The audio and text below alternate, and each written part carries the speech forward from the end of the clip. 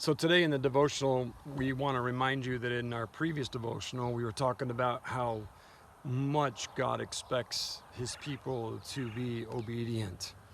And the fact that we referenced that Jesus talked about, if you love him, you'll keep his commandments and all those things. Now, I want to read to you in John 13 today, and I want us to think about the context and the setting of where we are and what's being said.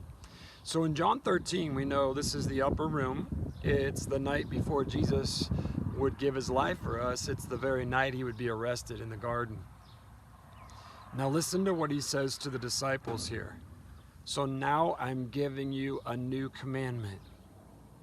All right, folks, remember these guys grew up living the 10 commandments, the law of Moses.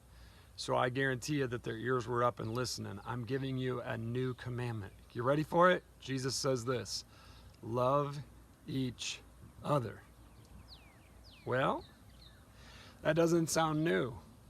I mean, when Jesus was being challenged in his earthly ministry and was asked questions and stuff, one of those guys that came to him and said, what's the greatest commandment? And Jesus said, love the Lord your God with all your heart, soul, mind, and strength, and your neighbor as yourself. The whole law hinges on these. So loving each other was already mandated in the law. So why would Jesus say, I'm giving you a new commandment? Love each other.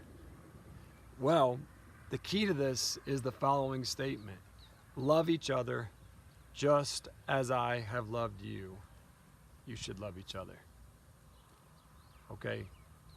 So now, as the disciples were hearing this, it probably wouldn't have even actually sounded new to them. But you and I, looking back on the setting and what was happening, we can see the new love that he's talking about. The new love that he's talking about is that he was about to lay down his life the way I love you. Jesus was going to lay down his life for us so that we could experience a relationship with God through him. Now think about that, church, and saying that he's telling us this is the kind of love you have to have for one another. That was new love. It was different than anything they'd ever experienced before. It was something profound, something that you and I, if we are born-again Christians, understand, because that love is what has created this relationship and made it possible for you and I to have that relationship with the living God. Jesus goes on and says this: your love for one another will prove to the world that you are my disciples. It requires the love of Jesus Christ. Requires the indwelling Holy Spirit. It's the greatest witness to the world that we are followers of the living God. Church, a new commandment we've received: to love like Jesus did.